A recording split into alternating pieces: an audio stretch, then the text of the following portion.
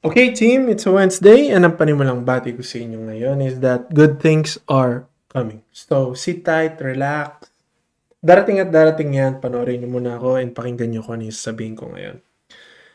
Itong Wednesday na to, sinusubukan na naman ako ng utak ko, ng katawan ko. Parang pagod ako. Ayaw ko na naman mag-apply. Pero kaka-browse ko sa Facebook, napunta ako sa page ng friend ko. E meron siyang quote na pinost doon. I can accept failure. Everyone fails at something, but I cannot accept not trying. Link to kay Michael Jordan and walang documented speech or interview na sinasabi niya to. Pero ito yung parang description nila sa autobiography niya kung paano niya pinursuit yung excellence playing basketball.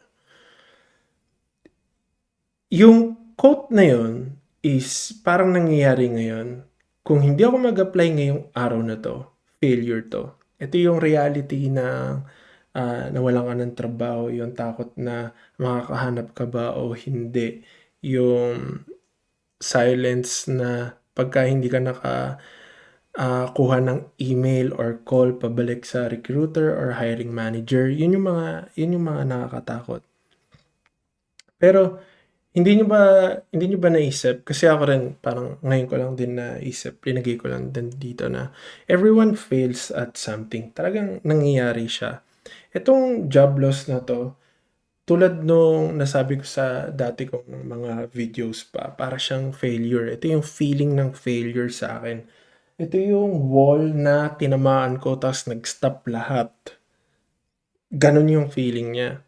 Pero at some point meron ka talagang tatamaang pader, merong wall na talagang magi-stop ka talaga dun. Pero alam niyo yun, yung mga nangyayari ngayon dahil yan sa market changes, roles get cut, yung mga nangyari sa akin, sa inyo rin siguro, shift ng business ko, ano na yung magiging priority nila. Then yung pag-fluctuate ng economy na sobrang lala ngayon, yun yung mga hindi natin talaga makontrol. Na yung sa nangyayari ngayon, ano naman siya globally naman eh. Siguro kung nasan kayo, pinapanood niyo ako, kung maganda ang state sa inyo, good for you guys. Dudes and dudettes, okay yan. Pero yung mga tulad dito sa part namin and sa iba sa mga friends ko rin, nangyayari to globally eh, na may mga layoff, hiring freezes, AI transitions, yun siya.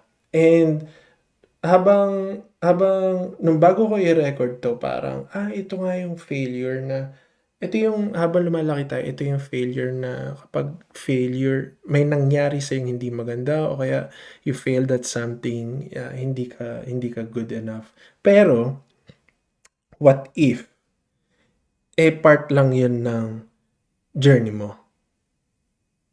Yun siya. Lagi ko na lang siyang binabalik do'n kasi tinutulungan ko rin yung utak ko na maging gano'n yung mindset ko na, okay, baka part lang din 'to ng journey, ano yung dapat kong gawin? Ngayon, yung pinakamahirap na part na, alam niyo yun, yung hardest part of, the hardest part is showing up.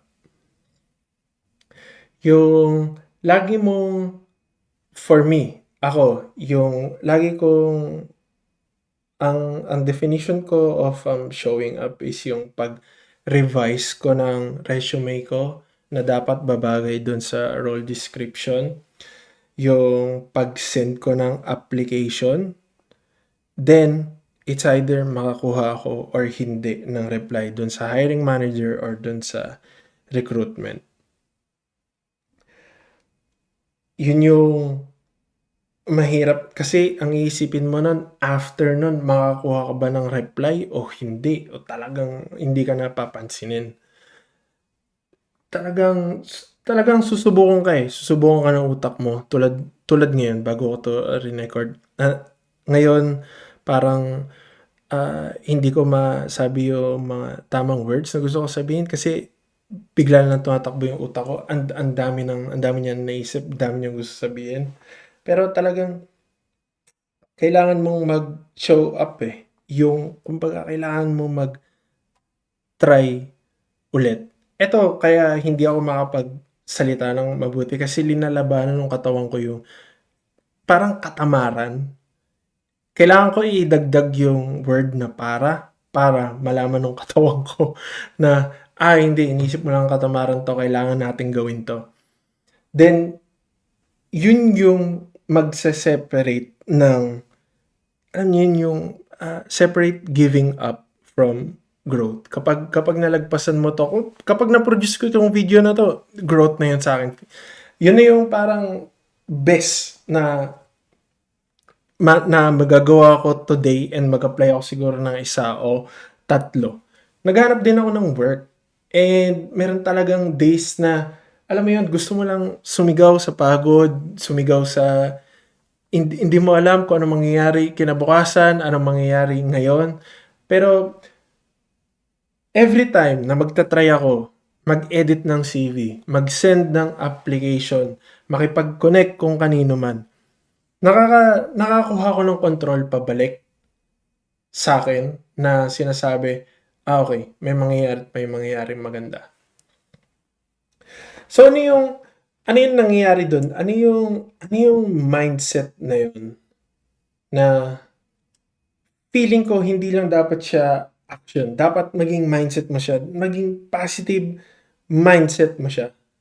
Yung every rejection mo, nakakakuha ka ng resilience, clarity, and sometimes, alam mo yun, kung hindi mag-work 'to, eto naman yung i-try mo. Parang new direction. Mapupunta ka sa iba na parang mas ikakaganda nung ginagawa mo. Ako parang, hindi sa OA, pero parang 10 beses na ako naka-edit ng resume ko and alam ko na yung mga dapat na tanggalin, baguhin para bumagay dun sa role na yun. Kasi yung kapag hindi ka nakakuha ng reply pabalik sa recruiter o kaya sa hiring manager, yun yung mga unanswered application na alam mong ginawa mo yung best mo. Someone who still showed up, tayo yun, na nagka-count pa rin yun as something. Hindi siya failure. Yun ang pinaniniwalaan ko. Hindi siya failure. Growth lang siya. Kailangan lang natin mag-move forward. So, yung pag-iisip natin na hindi ka nag-fail, ginagawa mo ang lahat, yun yung power na kailangan natin kunin. Tama. Naniniwala ako doon. Kasi, alam kong short pa 'to, 1 month pa nga lang ako naghahanap ako pero, naka-experience na ako ng burnout tulad ng mga sabi ko sa, past videos ko and talagang mahirap, pero alam mo yun, kailangan mo lang i-try and yun yung talagang powerful na state na kaya nating ibigay sa labas, sa universe. So kung same ba tayo ng na-experience? Gano'n din ba yung na-experience nyo? Share nyo lang sa baba para mapag-usapan natin. Tayo lang din ang magtutulungan. Yung pag-try natin, dun tayo mananalo kahit na, alam mo yun, down na yung feeling mo. The more risk that we're taking, pero ito, dito sa atin, the more that we try, the luckier that we get. Doon ako, feeling ko yun talaga Yun talaga yung tumbok ng video na to. So kung pinapanood nyo to and pagod kayo, wala kayong lakas or talagang gusto nyo lang magpahinga, okay lang kung mag-fail ka ngayong araw na to. Pero kapag alam mo yun, yung talagang totally give up ka na, baka yun yung hindi. Kailangan mo pa rin mag-try. Kailangan mo i-present yung sarili mo sa mundo na ginagawa ko yung best ko. Mag-align din yan. Naniniwala ako mag-align yan para sa atin. Yun lang siya ngayon. Salamat ulit sa pakikinig sa akin at sa mga ideas ko na gusto ko sabihin. Pwede nyo ito i-share sa mama nyo. Pwede nyo ito i-share sa colleagues nyo, sa kapatid nyo. And doon muna ngayon and see you in the next video, guys. Thanks.